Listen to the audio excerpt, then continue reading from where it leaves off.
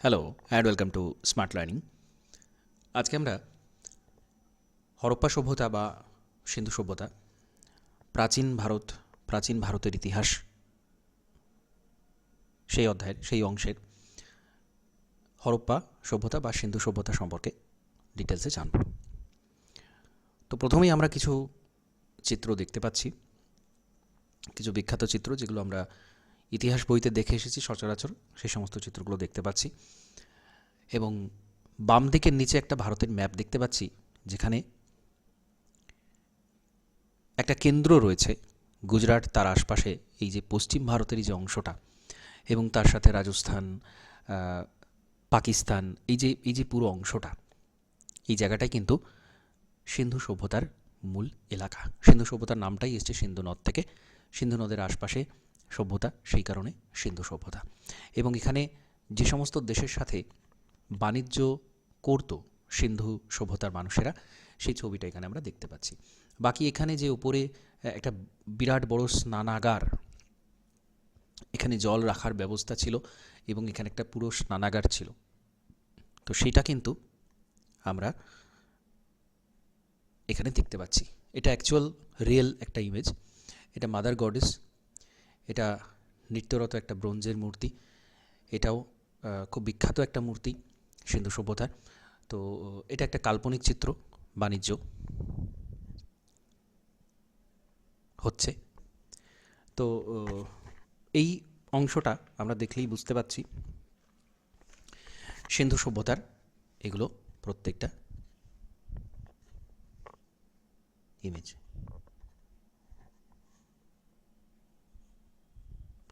ওকে, তো এবার আমরা মূল অংশে প্রবেশ করব। তো হরপ্পা সভ্যতা এটাকে বলা হয় কারণ প্রথম আবিষ্কৃত কেন্দ্র হচ্ছে হরপ্পা। প্রথমবার আবিষ্কার হয়েছিল 1921 সালে। 1921 সালে দয়ারাম সাহানি এই হরপ্পা প্রথম আবিষ্কার করেন। প্রথম মাটি খুঁড়ে দেখা যায় যে এরকম একটা প্রাচীন সভ্যতার নিদর্শন পাওয়া যাচ্ছে। তো সেখান থেকেই নামটা এসেছে, এবং যেহেতু সিন্ধু নদীর তীরে গড়ে উঠেছিল, তাই জন্য এটাকে সিন্ধু সভ্যতাও বলা হয়।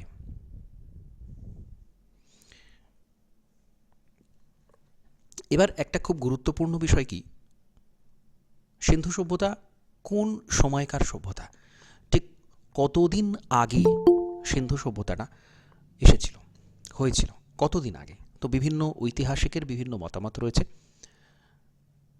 এখন মূল যে কালসীমা নির্ণয় করা হয়েছে, কোন সময় ঠিক অ্যাকচুয়াল কোন সময় সিন্ধু সভ্যতার বিকাশ লাভ হয়েছিল, একদিনে তো সিন্ধু সভ্যতা গড়ে ওঠেনি। সিন্ধু সভ্যতাকে আমরা এরকমভাবে ফেলতেই পারি না যে এত সাল থেকে এত সাল, সেটা বলাটা ভুল হবে। কিন্তু আমরা যেটা বলতে পারি সেটা হচ্ছে কোন সময় সিন্ধু সভ্যতা সবথেকে চরম পর্যায়ে ছিল, বিকাশের সবচেয়ে চরম পর্যায়ে ছিল। সমস্ত সভ্যতার যে কেন্দ্রগুলো, সমস্ত যে শহরগুলো, সবগুলো শহর একেবারে ডেভেলপড হয়ে গেছে কোন সময় থেকে, সেটা আমরা রেডিও কার্বন ডেটিং, প্রাচীন সভ্যতা বা প্রাচীন বিভিন্ন বস্তু, শিলা, এদের যে বয়স নির্ণয়ের পদ্ধতি, সবচেয়ে নির্ভরযোগ্য যে পদ্ধতি রেডিও কার্বন ডেটিং, সেই রেডিও কার্বন ডেটিংয়ের মাধ্যমে আমরা জানতে পেরেছি 3250 খ্রিস্টপূর্বাব্দ থেকে 2750 অব্দ, এটা হচ্ছে ঊর্ধ্বকালসীমা, অর্থাৎ এই সময় থেকে শুরু হয়েছে, আমরা বলতে পারি পিক টাইমের শুরু এটা, এবং 1500 খ্রিস্টপূর্বাব্দ পর্যন্ত এটা ছিল। তো এটা আমরা একটা ওভারঅল গড় হিসাব ধরতে পারি যে এই সময়টাতে সিন্ধু সভ্যতার বিকাশ লাভ করেছিল, এবং ধীরে ধীরে এই সময়ের পর থেকে সিন্ধু সভ্যতাটা ধ্বংস হওয়া শুরু হয়।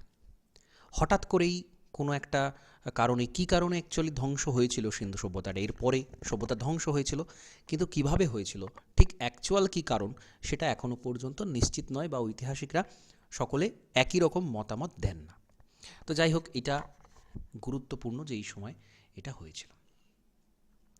এখন খুব ইন্টারেস্টিং ব্যাপার, সেই সময় সারা ভারতবর্ষ জুড়ে প্রত্নতাত্ত্বিক কাজকর্ম চলছিল এবং 1875 নাগাদ আলেকজান্ডার ক্যানিংহাম, বিখ্যাত প্রত্নতত্ত্ববিদ ছিলেন, উনি এইখানে কিছু শিলমোহর পেয়েছিলেন, এই জায়গা থেকে কিছু শিলমোহর পেয়েছিলেন, কিন্তু উনি এর গুরুত্ব সম্পর্কে সেই গুরুত্বটা অনুধাবন করতে পারেননি। যদি পারতেন তাহলে হয়তো অনেক আগেই আমরা সিন্ধু সভ্যতা আবিষ্কার হয়ে যেত, আমরা জানতে পারতাম যে এত পুরাতন একটা সভ্যতা ছিল। সেই 1875 সালে তিনি প্রথম এটা পেয়েছিলেন। 1912-তে জে ফ্লিট তিনিও এখানে কিছু শিলমোহর পেলেন, কিন্তু তিনিও সেটা অনুধাবন করতে পারেননি, তার গুরুত্ব অনুধাবন করতে পারেননি। যেখানে পাওয়া যাচ্ছে সেই জায়গার, সেই এলাকার নিচে যে এত বড় একটা সভ্যতা, এত বিস্তৃত একটা সভ্যতা, এত উন্নত একটা সভ্যতা, এত পুরাতন সময়ে একটা শহরে সভ্যতা যে ছিল, থাকতে পারে, তার অনুমান তারা করতে পারেননি। এখন 1921 সাল নাগাদ তাহলে কি হলো? 1921 সালে দেখা যাচ্ছে পাঞ্জাব প্রদেশ খুব বড় প্রদেশ ছিল। বর্তমানে ভারতের কিছুটা অংশ, পাকিস্তানের কিছুটা অংশ পাঞ্জাব রয়েছে। তো সেই পাকিস্তানের যে অংশ পশ্চিম পাঞ্জাব, সেখানকার মন্টেগোমারি জেলাতে ইরাবতী বা রাভি নদীর তীরে দয়ারাম সাহানি এবং জন মার্শাল এরা এই সভ্যতাটা আবিষ্কার করেন। এটা আমরা অবশ্যই দয়ারাম সাহানিকেই বলবো। এই সভ্যতা আবিষ্কারের যে কৃতিত্ব, প্রথম হরপ্পা সভ্যতা, হরপ্পা কেন্দ্রটা আবিষ্কারের কৃতিত্ব, সেটা দয়ারাম সাহানিকেই দেওয়া হয়। তো দয়ারাম সাহানি 1921 সাল নাগাদ পাঞ্জাবের মন্টেগোমারি জেলাতে রাভি নদীর তীরে এই প্রশ্নটা করা হয় যে হরপ্পা সভ্যতা কোন নদীর তীরে গড়ে উঠেছিল।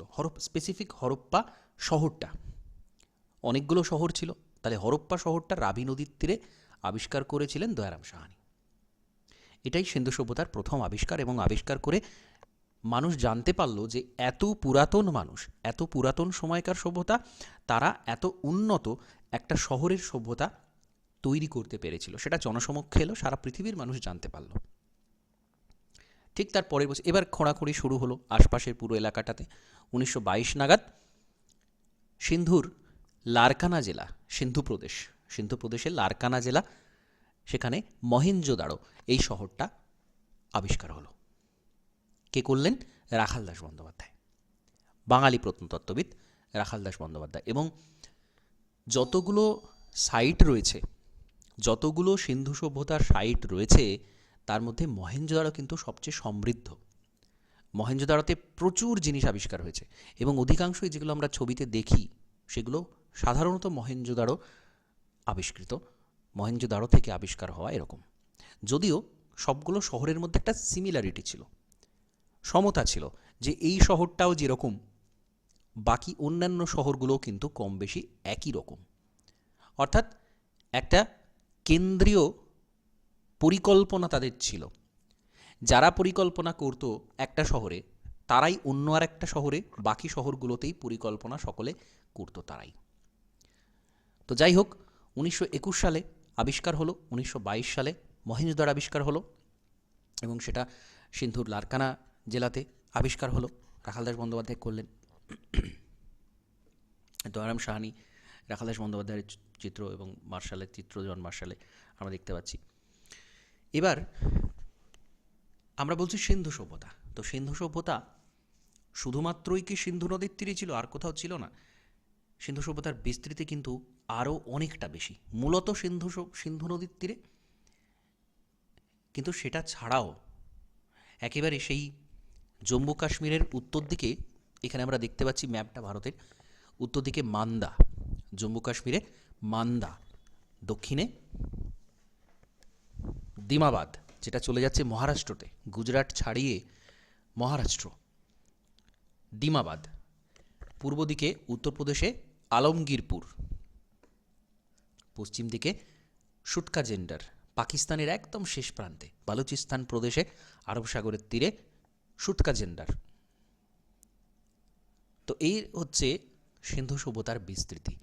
এই জায়গাটার মধ্যে অজস্র অসংখ্য শহর সিন্ধু সভ্যতাতে তৈরি হয়েছিল। এবং প্রদেশগুলো যদি দেখি, পাকিস্তানের এই বালুচিস্তান, সিন্ধু প্রদেশ প্রায় পুরো পাকিস্তান জুড়ে, এবং বর্তমান ভারতের গুজরাট, রাজস্থান, হরিয়ানা, পাঞ্জাব, এই রাজ্যগুলোতে। উত্তর দক্ষিণে 1600 কিলোমিটার, পূর্ব পশ্চিমে 1400 কিলোমিটার পর্যন্ত প্রায় বিস্তৃত সভ্যতা, এবং পুরো এলাকাটার আয়তন 12,50,000 বর্গ কিলোমিটার, বিরাট বড় এলাকা। এবং প্রাচীন যে সভ্যতা সেইগুলোর থেকে এটা অনেক বড় ছিল, অনেক বড়। মিশরীয় সভ্যতার 20 গুণ, ইত্যাদি ইত্যাদি এই সমস্ত। যাই হোক, এত উন্নত শহরের সভ্যতা এতটা বড় এলাকা জুড়ে বিস্তৃত ছিল, এটা একটা বিস্ময়কর বিষয়। এবার সিন্ধু সভ্যতাতে মাটি খোঁড়ার ফলে যে নরকঙ্কালগুলো পাওয়া গেছে, সেগুলো পরীক্ষা করে দেখা গেছে যে সমস্ত জাতিগোষ্ঠী আছে, প্রোটো অস্ট্রালয়েড, ভূমধ্যসাগরীয়, আলপাইন এবং মঙ্গোলীয়, এই প্রত্যেকের নরগোষ্ঠীর কিন্তু চিহ্ন এখানে পাওয়া গেছে। অর্থাৎ এই সমস্ত মানুষ এখানে থাকতেন। যেমন বর্তমান যদি হিসাব করি আমরা, মঙ্গোলীয় কারা? আচ্ছা, এগুলো একটু বলুন তো। মঙ্গোলীয় বলতে আমরা স্পেসিফিক কোন এলাকার মানুষকে বলতে পারি? এক্সাম্পল যদি আমরা বলি যে মঙ্গোলয়েড, মঙ্গোলীয় মানুষ, তারা ঠিক কোন জায়গাতে বসবাস করেন বর্তমানে?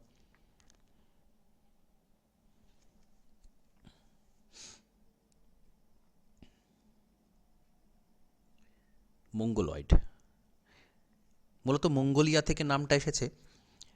বর্তমানে যারা আমরা যাদের দেখে বলি যে এদের একটু চীনাদের মতো দেখতে, চাইনিজ টাইপ, এই ধরনের মানুষ, তাদেরকে আমরা মঙ্গোলয়েড বলি।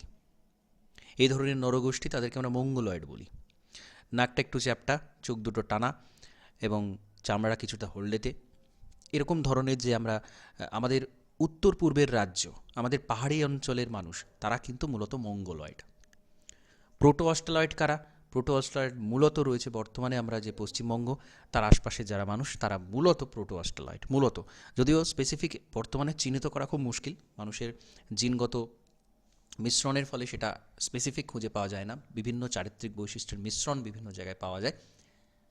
ভূমধ্যসাগরীয়টা একদম ভূমধ্যসাগরের আশপাশে যে সমস্ত মানুষ, আলপাইনটা একটু শীতল অঞ্চলে যেসব মানুষ বসবাস করতেন সেই সব অঞ্চলে। যাই হোক, এটা আমি জাস্ট বোঝানোর জন্য বললাম, বা এটা একটা আলাদা ইনফরমেশান। কিন্তু এতগুলো নরগোষ্ঠী মানুষ সেখানে পাওয়া গেছে, কিন্তু সমস্যা হচ্ছে নরকঙ্কালগুলো এত কম যে এদের ঠিক উৎপত্তি কোথায়, কোন জায়গা থেকে এরা এসেছিলেন, নাকি এরা এখানকারই মানুষ ছিলেন, এরকম বিভিন্ন ধরনের থিওরি বিভিন্ন ধরনের ঐতিহাসিক দিয়ে থাকেন। কেউ বলেন সুমেরীয় অঞ্চল থেকে, কেউ বলেন আর্যদেরই পূর্বে এরা ছিল, এদের থেকে আর্যদের উৎপত্তি হয়েছে, কেউ বলেন দ্রাবিড় অঞ্চল থেকে, দক্ষিণ ভারত থেকে, কেউ বলেন মিশ্র জাতি ছিল। এটা বিভিন্ন রকমের মতবাদ রয়েছে যে সিন্ধু সভ্যতার মানুষ আসলে এই। এবার এখানে একটা বিষয় হয় কি, যেহেতু একটা এত উন্নত সভ্যতা, একটা শহরের সভ্যতা, সেটা এত উন্নত ছিল, বিভিন্ন দেশে ঐতিহাসিকরা তারা দাবি করেন যে সিন্ধু মানুষ তারা এই তার দেশ থেকে এসেছে বা সেই জায়গা থেকে এসেছে। এরকম বিভিন্ন ধরনের কন্ট্রোভার্সি এই জন্য তৈরি হয়ে গেছে পরবর্তীকালে, এবং কোনো নির্দিষ্ট একটা সিদ্ধান্তে উপনীত হওয়া সম্ভব হয়নি। যাই হোক, সিন্ধু সভ্যতার সবথেকে যে উৎকৃষ্টতম বিষয়টা, যেটা বর্তমান সময় থেকে আমরা যদি ধরি তাহলে 5,000 বছর আগের একটা সভ্যতা, অ্যাটলিস্ট 5,000 বছর আগে, তারও আগে এর যে সভ্যতার সূত্রপাত হয়েছিল নিশ্চয়ই তারও আগে হয়েছিল। তো সেই 5,000 বছর আগের একটা সভ্যতা, সেই সময়কার মানুষ তারা এত পরিকল্পনা করে একটা শহর তৈরি করেছিল, এটা ভাবনা চিন্তার অতীত। এই ডান দিকে একটা আমরা মডেল চিত্র দেখতে পাচ্ছি, দোতলা বাড়ি, চওড়া প্রশস্ত রাস্তা, এবং পোড়া ইটের তৈরি বাড়ি, এবং প্রত্যেকটা বাড়ির মধ্যে একটা সিমিলারিটি রয়েছে। বর্তমান সময়ে একটা পরিকল্পিত শহরের শহর অনেক আছে, কিন্তু পরিকল্পিত শহর খুব কম। একদম আধুনিক শহরগুলোই পরিকল্পিত। কলকাতা বা দিল্লি বা এই ধরনের যে শহরগুলো, এগুলো কোনোটাই পরিকল্পিত নয়। হ্যাফাজার্ড চারিদিকে, এদিক ওদিক বাড়ি, কোনো দিকে গলি, কোথাও যেমন তেমন করে। কিন্তু সিন্ধু সভ্যতাতে আমরা এই যে আকাশ চিত্রটা দেখতে পাচ্ছি, উপর থেকে যে দেখতে পাচ্ছি চৌকো চৌকো ঘরগুলো, এখানে কিন্তু সুন্দর করে পাশাপাশি সাজানো। মাঝখান দিয়ে একটা বড় রাস্তা চলে গেছে ঠিক পাশ দিয়ে, এবং ছোট রাস্তাগুলো কিন্তু সব বড় রাস্তাতে গিয়ে মিলছে। এই যে পরিকল্পনা, এই পরিকল্পনা আজ থেকে 5,000 বছর আগের মানুষ করতে পেরেছিল। এটাই সব থেকে বিস্ময়কর বিষয়। তো হরপ্পা মহেঞ্জোদারো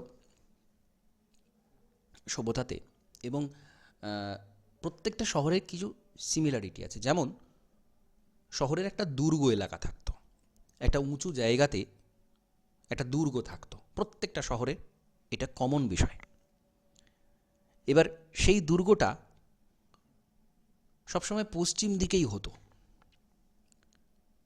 যেখানে মনে করা হয় যে সমাজের যারা উচ্চ শ্রেণীর মানুষ তারা এখানে থাকতেন। এখানে কিছু প্রশাসনিক ভবন থাকতো, এখানে ভাড়ার ঘর থাকতো, এখানে ধর্মীয় ভবন থাকতো, ওই যে স্নানাগার বা বড় বড় বড় শস্যাগার, সেইগুলো সব দেখা যাবে ওই দুর্গের মধ্যে রয়েছে। সাধারণ মানুষের জন্য দুর্গের নিচের যে ভূমিভাগ, পূর্ব দিকের যে অংশটা, সেই দিকে সাধারণ মানুষ তারা থাকত। তাহলে এই হচ্ছে একটা শহরের স্ট্রাকচার, একটা শহরের গঠন। রাস্তাগুলো কীরম ছিল? উত্তর দক্ষিণ পূর্ব পশ্চিমে বিস্তৃত, অর্থাৎ একেবারে চারচৌকো উত্তর দক্ষিণ পূর্ব পশ্চিমে বিস্তৃত রাস্তা। এবং কোথাও দেখা যাচ্ছে 9 ফুট থেকে 35 ফুট পর্যন্ত বিরাট বড় বড় রাস্তা, এবং ছোট ছোট যে গলিপথ, সেটা প্রত্যেকটা রাস্তার সাথে সমকোণে এসে মিলেছে। অর্থাৎ এই যে প্যাটার্ন, একটা সুন্দর পরিকল্পিত প্যাটার্ন, এটা আমরা দেখতে পাচ্ছি। পোড়া ইট, চুন, সুরকি, বালি, পাথর দিয়ে রাস্তাগুলো তৈরি হতো, এবং রাস্তার মধ্যে ল্যাম্প পোস্টও ছিল। বর্তমান সময় থেকে আমরা ভাবতেই পারি না যে এত হাজার বছর আগে মানুষ এত উন্নত একটা সভ্যতা তৈরি করতে পেরেছিল। এবং এখানে একটা যদি আমরা ঘরের বাড়ির যদি একটা স্ট্রাকচার দেখি, এরকম ধরনের ঘেরা বাড়ি ছিল, উঠোনটা থাকতো মধ্যিখানে, মাঝখানে। যাই হোক, এগুলো আমরা পরপর দেখব। আরেকটা আশ্চর্য বিষয়, সেটা হচ্ছে কি মাটির নিচে দিয়ে নর্দমা।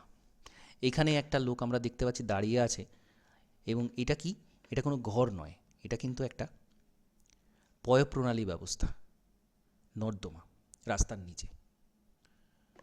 তো এই যে বিষয়টা, এটা এখনকার মানুষ এটা কিন্তু ভাবতেই পারে না যে 200-500 বছর আগেই মানুষের কেমন অবস্থা ছিল। তো 5,000 বছর আগের মানুষ, তারা এটা এত পরিকল্পিত, আমরা ইটগুলো দেখতে পাচ্ছি এখানে কীভাবে সাজানো আছে, কীভাবে পুরো স্ট্রাকচারটা মেনটেন করা হয়েছে। তো যাই হোক, এই ছিল এখানকার সিস্টেম। বাড়িগুলো কেমন ছিল? প্রাচীর দিয়ে ঘেরা থাকতো।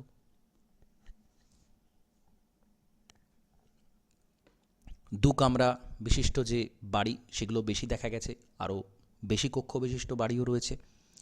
বিভিন্ন মানুষ কুঁড়ে ঘরেও বসবাস করত, যারা নিম্ন শ্রেণীর মানুষ ছিল তারা কুঁড়ে ঘরে বসবাস করত। পাথরের তৈরি বাড়ির নিদর্শন এখানে পাওয়া যায়নি, লোহার কোনো নিদর্শন পাওয়া যায়নি। এটা খুব গুরুত্বপূর্ণ একটা বিষয়।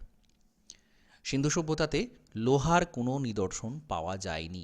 এত উন্নত একটা সভ্যতা, কিন্তু সেই সময় মানুষ লোহার ব্যবহার তখনও জানতে পারেনি। এই জন্য সিন্ধু সভ্যতাকে আমরা তাম্রপ্রস্তর যুগের সভ্যতা বলি। নব্যপ্রস্তর যুগ শেষ হচ্ছে, অর্থাৎ প্রস্তর যুগ, যখন মানুষ শুধু পাথরের ব্যবহার জানতো, সেই সময়টা শেষ হচ্ছে। প্রথম ধাতু তামার ব্যবহার মানুষ শিখেছে, ধাতু হিসেবে তামার ব্যবহার মানুষ শিখেছে, এবং ব্রোঞ্জের ব্যবহার শিখেছে। তামার পরে ব্রোঞ্জের ব্যবহার শিখেছে। তো সেইটা সিন্ধু সভ্যতাটা সেই সময়কার সভ্যতা। লোহা ছাড়াও যে এত উন্নত একটা সভ্যতা হতে পারে সেটা আমরা বর্তমান সময়ে বসে কল্পনা করতে পারি না। তো যাই হোক, লোহা কিন্তু পাওয়া যায়নি। লৌহযুগ হচ্ছে এর পরে আর্য সভ্যতা। সিন্ধু সভ্যতা শেষ হচ্ছে, তারপরেই আর্য সভ্যতা শুরু হচ্ছে। তো যাই হোক, এই যে জল নিষ্কাশন ব্যবস্থা, ড্রেনেজ সিস্টেম, প্রত্যেকটা বাড়ির শৌচাগারে জল, বৃষ্টির জল রাস্তার নিচে দিয়ে, এই নর্দমা দিয়ে নিষ্কাশন হতো, রাস্তার নিচে দিয়ে, কিন্তু উপর দিয়ে নয়। তো বাড়ির দূষিত জল এসে এই রাস্তার ঢাকা দেয়া বাঁধানো নর্দমাতে পড়তো এবং সেটার জন্য, পরিষ্কার করার জন্য ম্যান হোলের ব্যবস্থা ছিল ইট দিয়ে তৈরি। তো এতটা উন্নত ছিল তখনকার মানুষ। তো এরপর আমরা সোশ্যাল লাইফ, এখানে চিত্রে আমরা দেখতে পাচ্ছি এখানে বর্ণপ্রথা ছিল না, বৈদিক যুগের মতো বর্ণপ্রথা তখনও আসেনি, কিন্তু সমাজে কিছু ডিভিশন ছিল। প্রথম শ্রেণীতে যারা শাসক থাকতো, পুরোহিত, চিকিৎসক, জ্যোতিষী, তারা থাকতো। দ্বিতীয় শ্রেণীতে যোদ্ধা শ্রেণী থাকতো। তৃতীয় শ্রেণীতে ব্যবসায়ী, শিল্প কারিগর। চতুর্থ শ্রেণীতে কৃষক, জেলে, এরকম কিছু মানুষ তারা থাকতো। ওইখানে জীবনযাত্রার মান যথেষ্ট উন্নত ছিল, যথেষ্ট উন্নত মান ছিল। এটা পুরোপুরি শহরের সভ্যতা, এটা কিন্তু কোনো গ্রাম্য সভ্যতা ছিল না, পুরোপুরি একটা শহরের সভ্যতা ছিল। এদের মূল খাদ্য ছিল গম, যব, বিভিন্ন তরিতরকারি, খেজুর এবং অবশ্যই ধান। মাছ, মাংস, ডিম এগুলোও কিন্তু তাদের খাদ্যের মধ্যে ছিল। সুতি বস্ত্র, তারা কিন্তু সুতির তৈরি বস্ত্র, পোশাক তারা পরত। পুরুষদের ক্ষেত্রেও ধুতির মতো কাপড়, উপরিভাগ সুতো দিয়ে করা এক ধরনের চাদর। নারীদের জন্য দুই প্রস্থ কাপড় বরাদ্দ ছিল এবং এখানে নারী পুরুষ উভয়ই কিন্তু অলংকার ব্যবহার করত, নানান ধরনের অলংকার, কণ্ঠহার, চুল বাঁধার অলংকার, বাহুর অলংকার, যেটা আমরা ব্রোঞ্জ দিয়ে তৈরি যে মূর্তি দেখতে পাই, একেবারে অলংকারে ভর্তি পুরো সারা গায়ে। তো এই জিনিসগুলো তাদের সিন্ধু সভ্যতায় কিন্তু ব্যবহার ছিল। কোমরবন্ধ, নাকছাবি, যত রকমের মানে অলংকার হতে পারে সেগুলো কিন্তু তারা ব্যবহার করত। চুলের কাঁটা, চিরুনি এগুলো পর্যন্ত পাওয়া গেছে।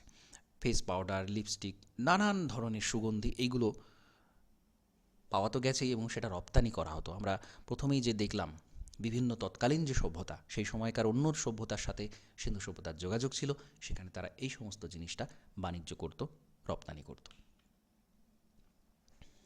মাটির তৈরি বাসন, থালা, কলসি, বাটি, মাটির তৈরি এগুলো ছিল। নানা রকম আলপনা করা থাকতো সেই সমস্ত পাত্রের মধ্যে। তামা, রূপ, ব্রোঞ্জ, চীনামাটি এগুলোরও জিনিস পাওয়া গেছে। ছুরি পাওয়া গেছে, হাতির দাঁত, হাতের দাঁতের তৈরি, চিরুনি বা হাড়ের তৈরি চিরুনি, কাস্তে, কুড়ুল, পাথর, ওজন মাপার জন্য বাটখারা, এগুলো ব্যবহার করতো তারা। এবং এগুলো তৈরির জন্য রীতিমতো কারখানাও পাওয়া গেছে, যে জায়গাতে এগুলো তৈরি করা হতো। এখানে আমরা কিন্তু একদম বাস্তব চিত্র দেখতে পাচ্ছি। এই যে আমরা পশ্চিম দিকে দেখছি কি সিটাডেল, দুর্গ অঞ্চল, আর নিচে ডান দিকে এটা মূল শহর, সাধারণ মানুষের বসবাসের এলাকা।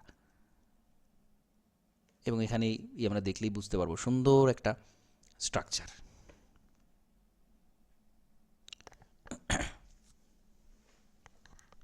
তো সিন্ধু সভ্যতার মানুষ তারা কিন্তু লেখাপড়া করত, কিন্তু সেই লিপি সেটা এখনও পর্যন্ত পড়া যায়নি। আর্টিফিশিয়াল ইন্টেলিজেন্স দিয়ে বর্তমানে অনেকটা চেষ্টা করা হচ্ছে, বা অনেকে দাবি করছেন যে সেটা জানা গেছে। সেটা আমরা হয়তো কয়েক বছরের মধ্যে দেখতে পাবো যে পাঠোদ্ধার সম্ভব হবে। কারণ আর্টিফিশিয়াল ইন্টেলিজেন্স চলে এসছে, বহু তথ্য একসাথে বিশ্লেষণ করা সম্ভব হয়ে যাচ্ছে আর্টিফিশিয়াল ইন্টেলিজেন্সের মাধ্যমে। তো সেটা আমরা হয়তো দেখতে পাবো যে সিন্ধুলিপির যে বলতে চেয়েছিল, তারা যেগুলো লিখেছে সেটা আমরা জানতে পারছি। তো সেটা হলে আমরা সিন্ধু সভ্যতা সম্পর্কে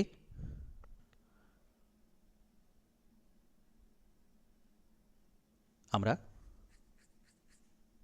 আরও বেশি জানতে পারবো,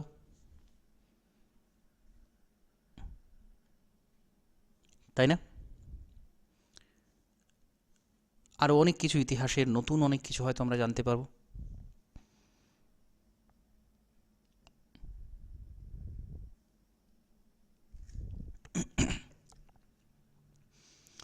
এবার এই লিপির সাথে সুমেরীয়, এলমির, মিশরীয়, ব্রাহ্মী, সংস্কৃত বিভিন্ন লিপির সাদৃশ্য লক্ষ্য করা যায়, মিল আমরা দেখতে পাই, যদিও পাঠোদ্ধার সম্ভব হয়নি।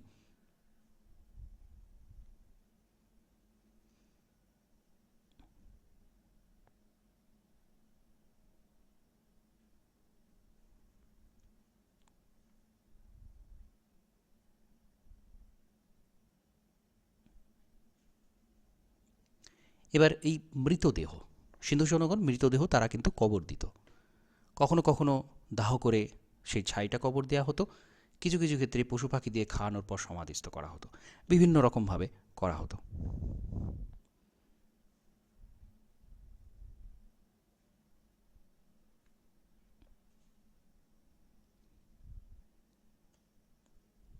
আমোদ প্রমোদ, ইনডোর আউটডোর বিভিন্ন ধরনের খেলা প্রচলিত ছিল, নাচ গান প্রচলিত ছিল।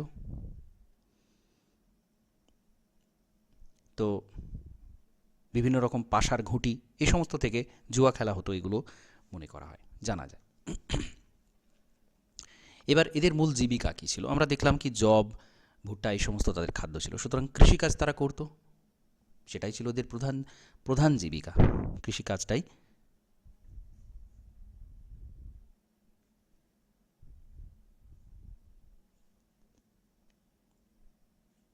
তাদের প্রধান জীবিকা ছিল। ধানের কথা জানা যায়নি এরকম নয়, ধান পাওয়া গেছে লোথাল অঞ্চলে, আশপাশে কিছু রোপার এবং লোথাল এই দুটো জায়গাতে ধান পাওয়া গেছে, কিন্তু মূলত তারা গম চাষটা করত, জব, কার্পাস, সরিষা, তিল, মটর এগুলো। তুলো উৎপাদন হতো, এটা একটা খুব গুরুত্বপূর্ণ বিষয়। তুলো উৎপাদনের যে কথা জানা যাচ্ছে, এটা মনে করা হয় যে এখানে কিন্তু তুলো যথেষ্ট উৎকৃষ্ট, এবং এই যে সিন্ধু নদীর তীরে এই এলাকাটাতে যথেষ্ট উৎকৃষ্ট মানের তুলো উৎপন্ন হতো। বিশ্বের প্রাচীনতম তুলো উৎপাদকদের মধ্যে অন্যতম। হরপ্পা সভ্যতা মেহেরগড় সভ্যতা থেকেও ছিল, সেই সময়তেও হতো। তো এটা একটা অন্যতম প্রাচীন তুলো উৎপাদক অঞ্চল। পশুপালন করতো তারা, গরু, ছাগল, কুকুর, ষাঁড়, সমস্ত হাতিকে পর্যন্ত তারা পোষ মানিয়েছিল, কিন্তু ঘোড়ার ব্যবহার তারা জানতো না।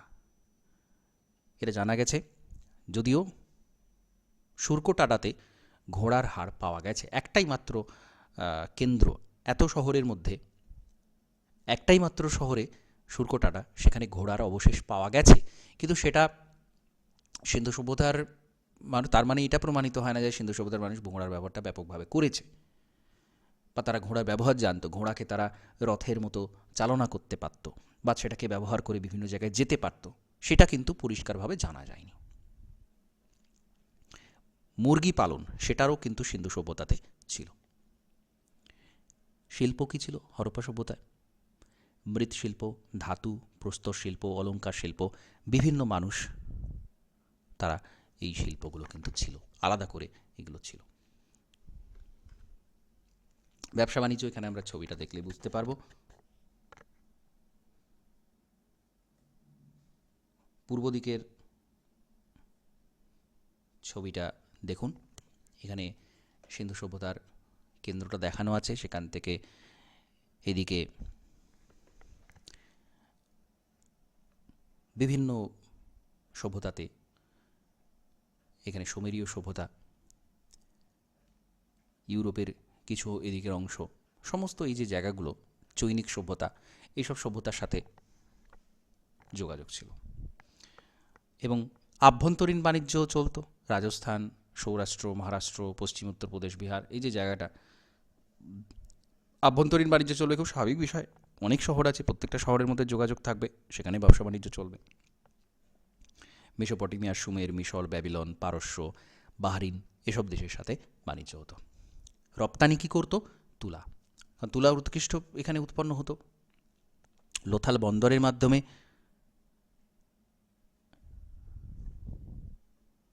লোথাল বন্দর গুজরাটের খুব গুরুত্বপূর্ণ একটা বন্দর, তো সেই বন্দরের মাধ্যমে মূলত এখানে রপ্তানিটা হতো। লোথাল, গম, মটর, বাসনপত্র, টেরাকোটার মূর্তি, ময়ূর, নীলকান্তপণি, হাতির দাঁত, চিরুনি, এই সবগুলো তারা রপ্তানি করত। আর আমদানি করা হতো সোনা, তামা, ল্যাপিস লাজুলি, টারকয়েজ, সীসা, ঝিনুক, জেড পাথর, কার্নেলিয়ান গেত, অর্থাৎ বিভিন্ন প্রসাধন দ্রব্য। তারা কিন্তু এটা প্রচুর পরিমাণে আমদানি করত।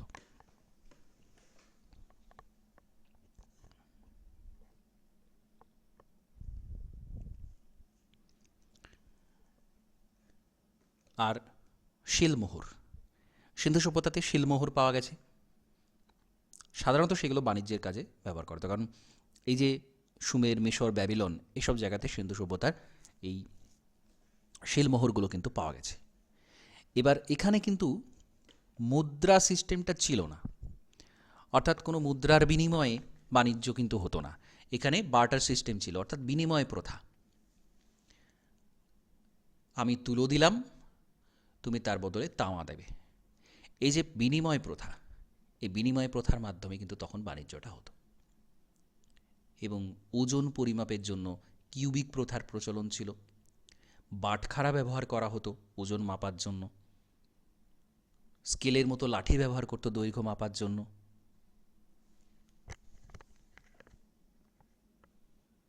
তো এই রকমভাবে আমরা সিন্ধু সভ্যতা সম্পর্কে অনেক কিছু জানতে পারি।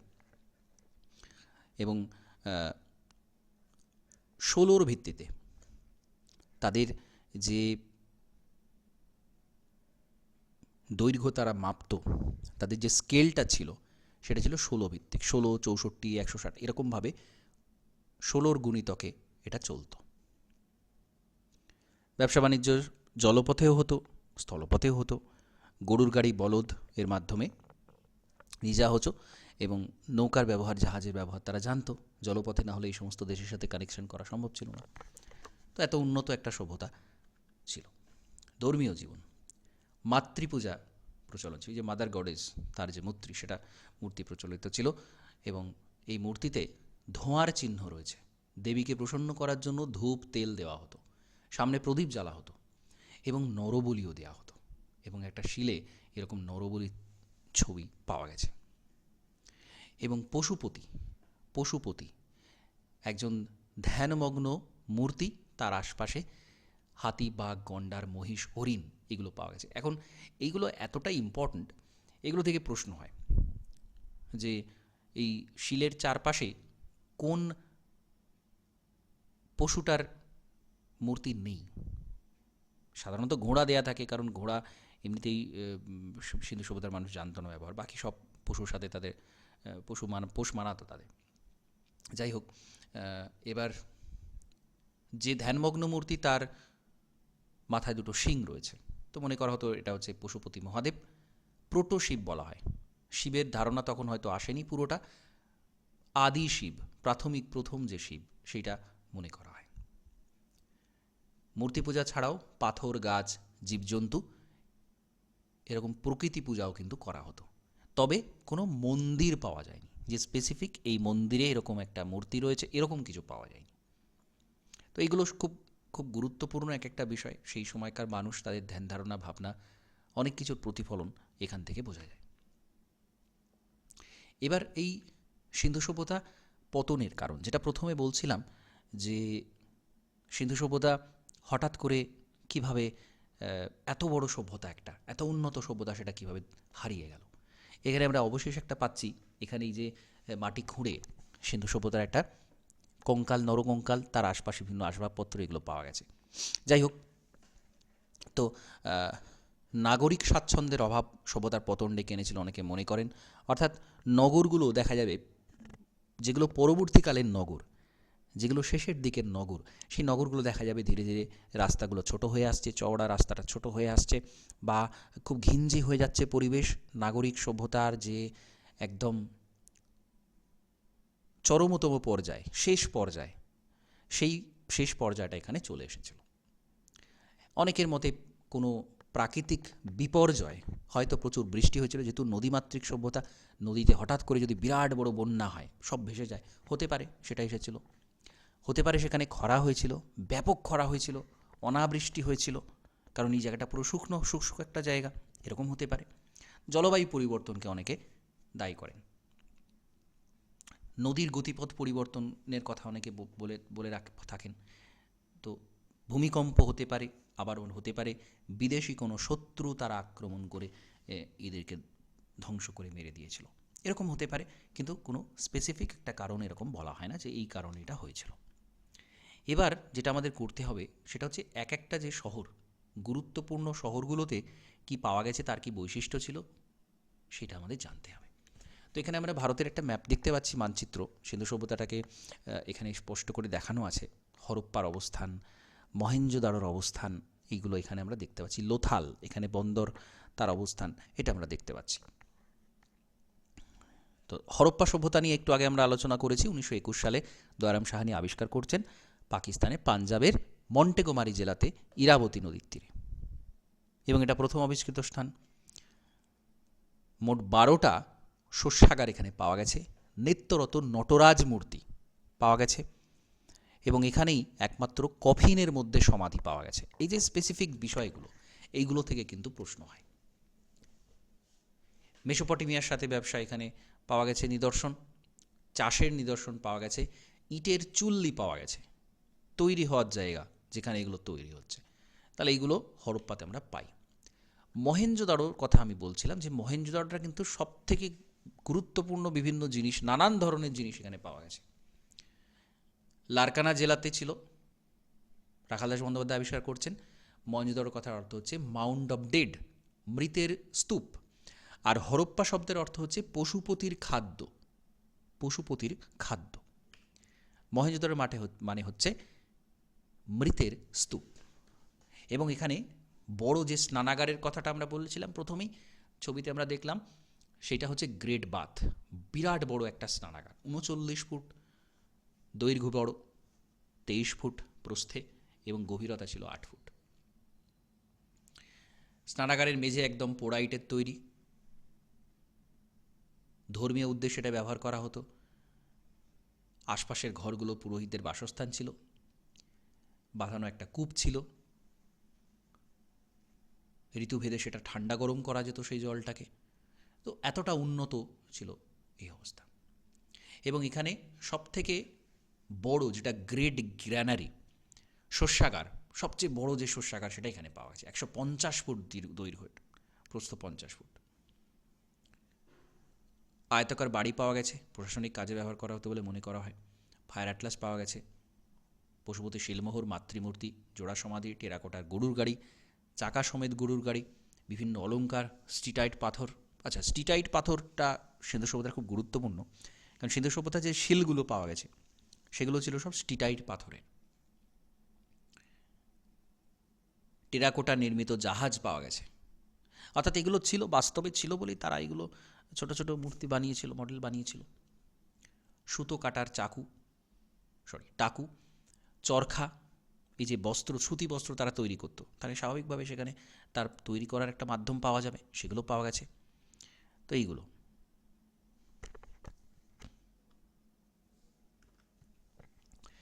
লোথাল। লোথাল হচ্ছে গুজরাটের বন্দর শহর, সিন্ধু সভ্যতার বন্দর শহর।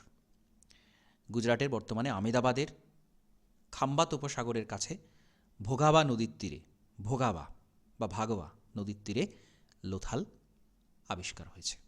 কি আবিষ্কার করেছেন? SR রাও। এটা ছিল পোতাশ্রয়, জাহাজের পোতাশ্রয় ছিল। শেলের অলঙ্কার, পুঁথির অলঙ্কার পাওয়া গেছে, টেরাকোঠার ঘোড়া পাওয়া গেছে, পার্সিয়ান শিলমোহর পাওয়া গেছে, আগুনের বেদি পাওয়া গেছে। তো এইগুলো এখানে, এবং ধান চাষের নিদর্শন, যেটা বারবার প্রশ্ন করা হয়, ধান চাষের নিদর্শন পাওয়া গেছে।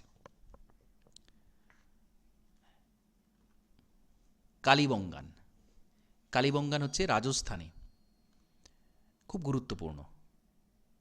রাজস্থানে গঙ্গানগরে কালীবঙ্গান, এবং কৃষিকাজের জন্য এখানে কাঠের লাঙল পাওয়া গেছে, কাঠের লাঙল। সেচ কাজ করা হতো পাওয়া গেছে। আয়তাকার কবর, ভূমিকম্পের প্রমাণ, উটের হাড়। পোড়াইটের ব্যবহার, ড্রেনেজ সিস্টেম এখানে ছিল না। পোড়াইটের ব্যবহার এবং ড্রেনেজ সিস্টেম কালীবঙ্গানে ছিল না। তো স্পেসিফিক যে জিনিসগুলো, এইগুলো একটু মনে রাখতে হবে। আর এখানে দেখুন এটা ম্যাপের মধ্যে গুরুত্বপূর্ণ যে শহর হরপ্পা মহেঞ্জোদারো ছাড়াও কালীবঙ্গান, কোটডিজি, চানহুদড়ো, ধোলাভিরা, লোথাল, রাখিগাড়ি এইগুলো কিন্তু এখানে পয়েন্ট আউট করা আছে। একটু ম্যাপটা দেখবেন, তাহলে সেটা বেশি ভালো করে মনে থাকবে। আচ্ছা, সিন্ধু সভ্যতার সবথেকে বড় সাইট কোনটা বলুন তো? সবথেকে বড় সাইট কোনটা?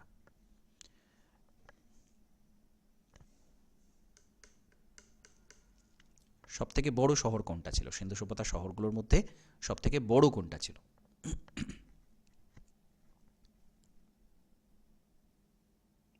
সবথেকে বড় হচ্ছে রাখিগাড়ি, যেটা হরিয়ানাতে রয়েছে। তো এই স্পেসিফিক জায়গাগুলো থেকে প্রশ্ন হয়, মনে রাখবেন রাখিগাড়ি।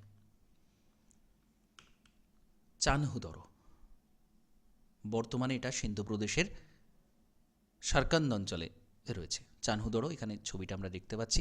কালির দোয়াত পাওয়া গেছে, পুঁথি তৈরির দোকান, বালার জিনিসপত্র, তো এইগুলো সব এখানে পাওয়া গেছে। এখানে জল নিকাশি ব্যবস্থাটা অনেক বেশি ভালো, অনেক বেশি উন্নত ছিল। এমসি মজুমদার এটা আবিষ্কার করেছেন। ধোলাভিরা, ধোলাভিরা গুজরাটে রয়েছে, কচ্ছ অঞ্চলে।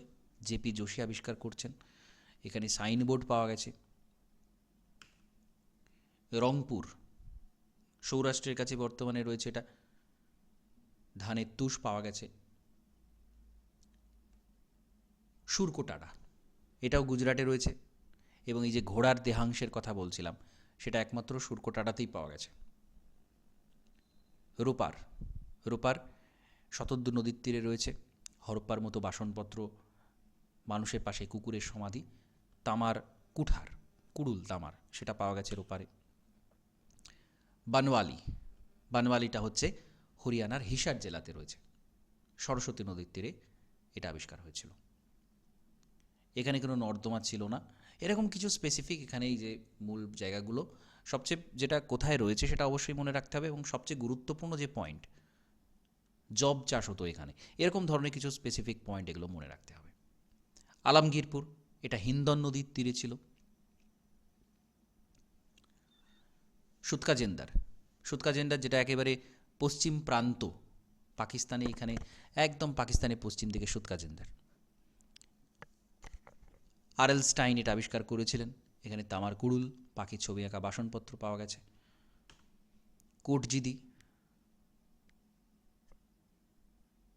সিন্ধু অঞ্চলে, ক্ষীরপুর অঞ্চলে পাওয়া গেছে, সিন্ধু নদীর তীরে। রাখিগাড়ি, সবচেয়ে বড় যেটা প্রত্নক্ষেত্র, এটা পাওয়া গেছে। তো এরকম কিছু স্পেসিফিক সাইটগুলো কোথায় রয়েছে এগুলো মনে রাখতে হবে। ঠিক আছে, তো এইভাবে আমরা ওভারঅল সিন্ধু সভ্যতা সম্পর্কে আলোচনা করলাম। সমস্তটাই বিভিন্ন ধরনের প্রশ্ন এখানে হয়ে থাকে। আমি এমসিকিউগুলো আরেকবার শেয়ার করে দেব। এখান থেকে বিভিন্ন ধরনের যে এমসিকিউগুলো হয়ে থাকে সেগুলো, তো আপনারা ডিসকাশান করুন, রিভিশন করুন, মক টেস্ট দিন।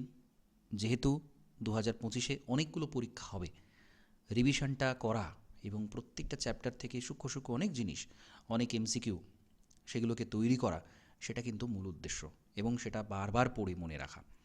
কারণ এতগুলো পরীক্ষা, এই সুযোগটা কিন্তু অন্য সময় আর পাবেন না। হয়তো পরীক্ষা ডেটও দেওয়া হয়ে গেছে, পরীক্ষার বিভিন্ন পরীক্ষার ডেট হয়ে গেছে, সুতরাং আপনারা কিন্তু সেই অনুযায়ী প্রিপারেশানগুলো নিতে থাকুন। ঠিক আছে, কিছু প্রশ্ন তো করার থাকলে করতে পারেন, জিজ্ঞাসা করতে পারেন।